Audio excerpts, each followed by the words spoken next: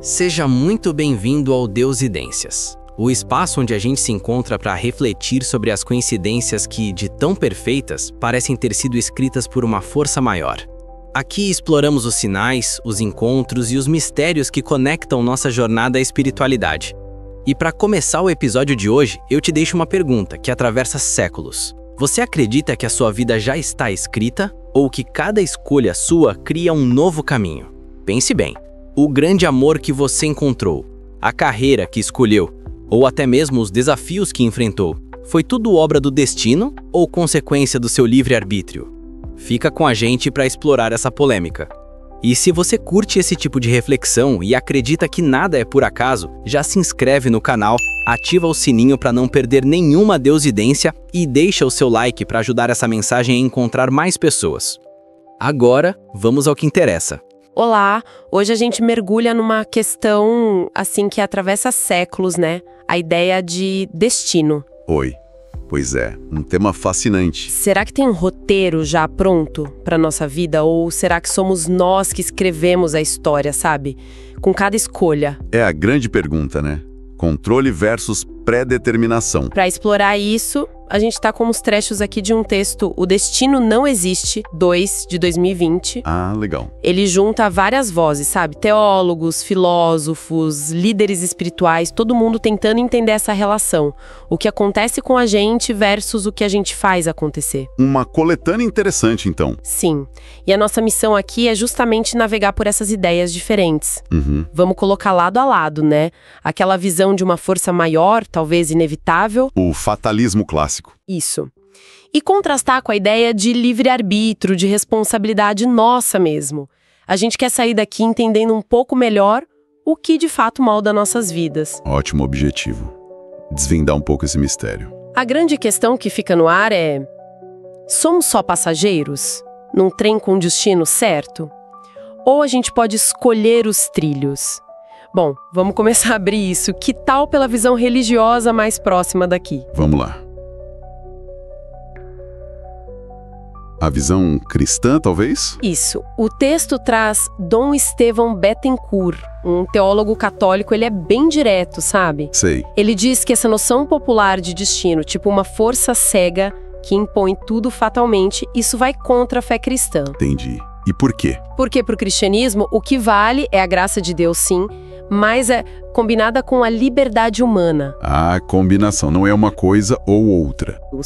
Só que, e esse é o ponto-chave, Deus, nessa visão, respeita a nossa liberdade. Ele deu pra gente o livre-arbítrio, a capacidade de escolher. E o interessante aqui é justamente essa tensão, né? Não é negar a soberania de Deus, Não. mas dizer que ela funciona junto com a liberdade humana, não apesar dela. Isso. A graça divina, então, seria tipo um apoio, uma ajuda que não tira a nossa decisão. Exatamente. É uma oposição bem clara ao fatalismo, que, bom, anularia a nossa responsabilidade, né? O mérito das ações. Com certeza. A liberdade de escolha é central ali. É o que dá sentido para a moralidade, para a relação com Deus segundo essa ótica. Faz muito sentido essa coexistência. Bom, saindo um pouco dessa visão teológica ocidental, o texto leva a gente para uma conexão bem legal. Ah, é? Qual? Entre o Oriente e a filosofia grega antiga, a ideia é que nosso caminho tem a ver com o nosso caráter. Ah, sim. O caráter como definidor do destino. Conheço essa linha. O líder espiritual hindu, Swami Sivananda, tem uma sequência famosa sobre isso. Tem mesmo? É quase um passo a passo, né? Como ele descreve. Isso. Como é mesmo. Algo como: o homem semeia um pensamento e colhe uma ação. Certo. Semeia um ato e colhe um hábito. Semeia um hábito e colhe um caráter. E aí? Semeia um caráter e colhe um destino. Pronto. É uma visão poderosa, né? Muito. Porque coloca a origem do destino não fora, no mistério, mas dentro da gente, construído aos poucos, a partir da nossa mente, no nosso jeito de agir. E essa ideia não é de hoje, né? Os gregos antigos já pensavam algo parecido. Com certeza. O texto até menciona o Demócrito de Abdera, lá no século IV a.C. Que ele dizia: algo bem direto. O caráter de um homem faz seu destino. Simples assim. Nossa. E antes dele, o Heráclito de Éfeso, no século V a.C., já viu o caráter, sabe, esses traços mais fixos nossos de comportamento, emoção, como fator que determina o rumo da vida. Faz sentido. A própria definição de caráter que a fonte usa, traços psicológicos, morais, firmeza, já aponta para essa nossa estrutura interna como a bússola, né, que guia a gente. É impressionante como esse pensamento atravessa o tempo e as culturas. Sim, uma continuidade notável. O que a gente é por dentro parece que ecoa no que a gente vive por fora. E o Sivananda, ele não para só na descrição, né? Ele critica a postura fatalista. Ah, sim. Ele ataca de frente aquela coisa do se tá tudo escrito, pra que eu vou me esforçar? Exato. Essa resignação. Ele acredita muito na nossa capacidade de mudar esse suposto destino. E a chave pra isso seria o quê? O pensamento correto, o esforço consciente. É verdade. Ele nos usa um exemplo bem forte, né? Do canalha. Isso. O do canalha, que se conviver com um santo, pode mudar o jeito de pensar, os hábitos. E aí, santificar o caráter, mudando o rumo da vida. Exatamente. A ideia é que não estamos presos num molde. Existe uma flexibilidade no ser humano, uma chance de mudar a rota. Tem uma frase dele citada que é um chamado mesmo. Pense corretamente. Pense nobremente. Pense e haja. Você poderá tornar-se um sábio. É um convite para pegar as rédeas, né? Do próprio desenvolvimento. Totalmente. E isso leva a gente a pensar na responsabilidade que vem com essa visão, né? Sim. Se o Sivananda tá certo, o fatalismo não é só uma crença equivocada. É algo que pode ser destrutivo. Como assim? Gera inércia, conformismo, impede a pessoa de crescer, de buscar algo melhor. Entendi. Fica parado. Isso. Já acreditar na mudança nos dá poder, né? Coloca o foco na qualidade do que a gente pensa, nas escolhas do dia a dia, até na importância de com quem a gente anda, o ambiente. Lembra do santo no exemplo? Claro. Tudo isso ajuda a formar o caráter, que no fim das contas desenha o nosso caminho. Falando em como a gente interpreta o que acontece, tem aquela parábola famosa, né? Do fazendeiro chinês. Ah, sim, citada pelo Durval Baranovski e pelo padre Hélio Soares no texto. É ótima essa história. Muito boa para pensar em sorte, azar, perspectiva. Quer relembrar rapidinho? Claro, ela é super ilustrativa. O fazendeiro perde o cavalo. Os vizinhos chegam. Nossa, que azar. Ele só diz, talvez. Aí o cavalo volta e traz um monte de cavalos selvagens junto.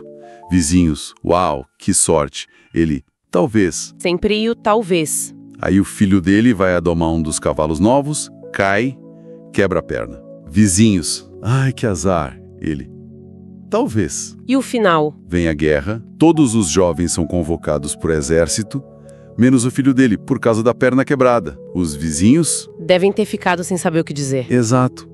A resposta padrão dele, talvez, é que é o ponto central. E o que essa história diz pra gente sobre destino? Olha, ela desafia a nossa mania de rotular tudo na hora, né? Bom ou ruim, sorte ou azar. Verdade. Mostra que as consequências de um evento vão se desenrolando no tempo, de um jeito que a gente não prevê, muitas vezes complexo. O que parece ruim vira bom e vice-versa. Isso. E outra coisa, a história não tira a ação humana. O filho escolheu domar o cavalo. Foi uma ação que teve consequências. Bem lembrado. Então, a parábola sugere mais calma, sabe? Observar mais, julgar menos o rumo das coisas. Ela questiona essa ideia de um destino fixo, fácil de ler. É mais sobre o fluxo da vida, as revoltosas. E essa dificuldade nossa em lidar com a complexidade, ou com a nossa própria responsabilidade, parece ser o foco de outra parte do texto. A reflexão do Dom Murilo Krieger, A Culpa do Destino. Ah, sim. Ele descreve umas cenas muito familiares, né? Muito. Tipo o velório de um jovem motociclista. Alguém comenta, era o destino dele. Clássico. Ou um casal se separa porque não se entende mais. E alguém fala, o destino quis assim. Ou o estudante que não passa no vestibular e diz, o destino não quis. Exatamente. É impressionante como a palavra destino vira essa muleta, né? Uma explicação fácil, quase um álibi para não olhar para as causas de verdade. Que muitas vezes são dolorosas ou envolvem falha humana mesmo. O Krieger pergunta, a vida é um jogo de cartas marcadas. E qual a conclusão dele? A conclusão dele é forte, direta. O destino não existe. Se existisse, não haveria liberdade. Uau! Ele admite que a gente não é 100% livre, claro. Existem os condicionantes reais, um desastre natural, uma crise econômica, limitações físicas. Sim, a vida impõe limites. Mas para ele, a essência da liberdade humana está justamente na nossa capacidade de reagir a isso, de tentar superar, de dar uma direção para a vida apesar dos obstáculos. Entendi. A liberdade não é não ter limite, mas poder escolher como lidar com eles. Exatamente essa a ideia. Mas ele não fica só na crítica, né? Ele desmonta essa culpa do destino com exemplos bem concretos, que apontam para a responsabilidade. É aí que a análise fica mais, digamos, incisiva. Como? Ele pega esses exemplos. A criança que se queimou foi descuido com fósforo, não foi o destino. O casal atropelado foi a imprudência de um motorista em alta velocidade, não uma fatalidade escrita. Certo. Jovens assassinados foi o desequilíbrio de quem cometeu o crime, não um roteiro do universo. A fome que mata milhões enquanto se gasta com armas são decisões humanas, falta de prioridade. Não um destino cego. Exato. O Krieger está chamando a gente para olhar para as causas reais, para as responsabilidades humanas por trás do que acontece, para parar de se esconder atrás de uma palavra vaga. Então a mensagem é um chamado para a gente amadurecer, assumir as consequências do que a gente faz ou deixa de fazer. Sem dúvida. É aquela máxima antiga, a gente colhe o que planta. Pois é. Se a gente planta egoísmo, imprudência, descaso, a colheita vai ser ruim, mas vai ser nossa, não do destino. E o contrário também vale. Atos de amor, de cuidado, de responsabilidade geram frutos bons que dignificam a vida. Faz sentido. Ele até faz uma distinção legal entre os sábios, que pegam as rédeas da vida, e os acomodados, que preferem culpar os outros ou o destino. É uma visão que põe a ética, a nossa ação, no centro. Mas aí fica uma pergunta, né?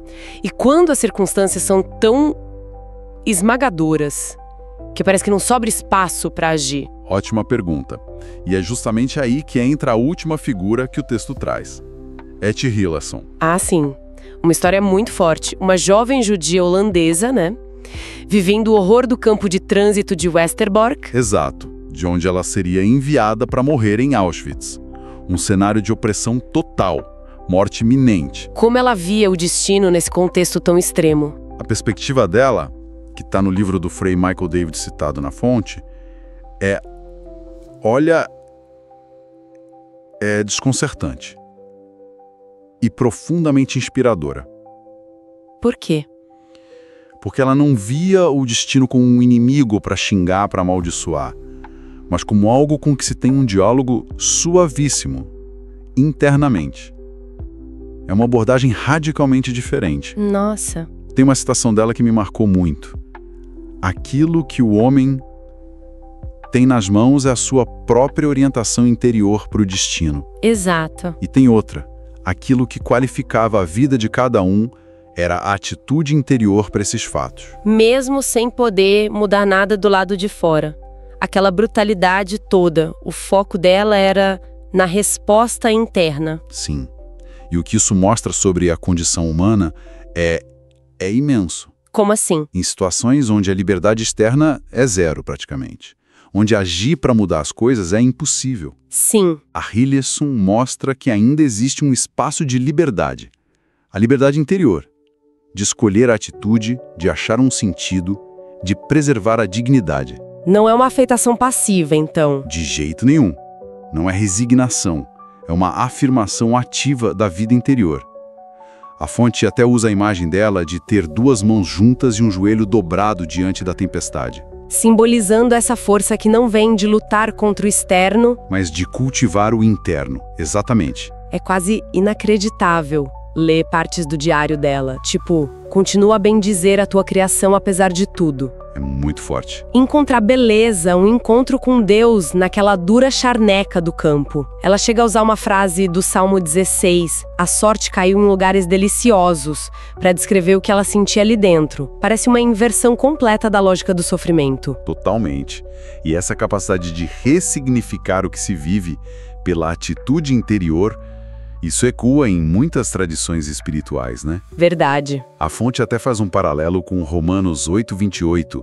todas as coisas concorrem para o bem daqueles que amam a Deus. Mesmo a Et não sendo cristã formalmente, a fé profunda dela em Deus permitia essa transmutação. Entendi. Isso sugere que a nossa resposta interna aos fatos pode ser tão ou mais importante para a nossa experiência de vida do que os próprios fatos externos. A tal orientação interior dela redefiniu o que de fora parecia só um destino cruel. É um testemunho incrível do poder do espírito humano, mesmo no pior cenário possível. Exatamente, nas condições mais sombrias. Então, olha só o caminho que a gente percorreu, hein? Foi bastante coisa. Vimos a visão cristã e o Sivananda rejeitando o fatalismo, afirmando o livre-arbítrio, a responsabilidade. Vimos a ligação forte entre caráter e caminho de vida, lá com Sivananda e os gregos antigos. Sim. Refletimos com o Krieger sobre a importância de assumir nossos atos, parar de culpar o destino. Fundamental. E terminamos com o impacto da Et Hillesum, né? O poder da atitude interior, mesmo diante do inimaginável.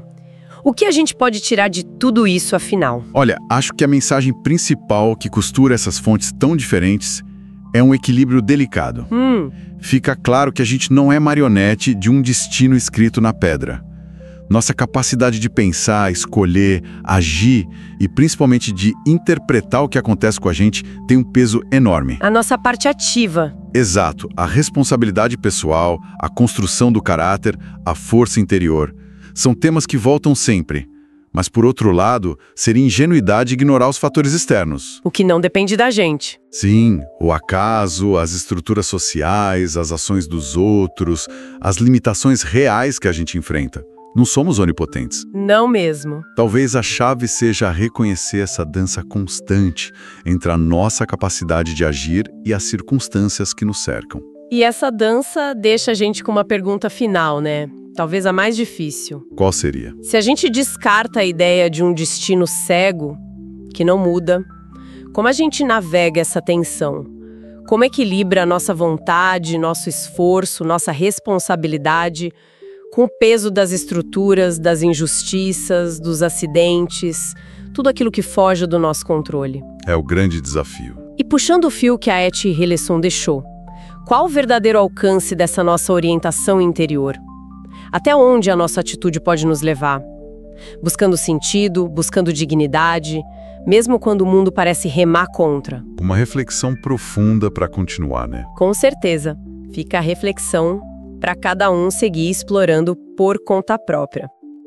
Chegamos ao fim de mais uma jornada aqui no Deusidências. Passamos por diferentes visões e, no fim, a grande pergunta permanece, ecoando dentro de cada um de nós. Talvez a resposta não seja uma só, mas a beleza esteja justamente nessa dança entre aceitar o que não podemos mudar e ter a coragem de mudar aquilo que podemos.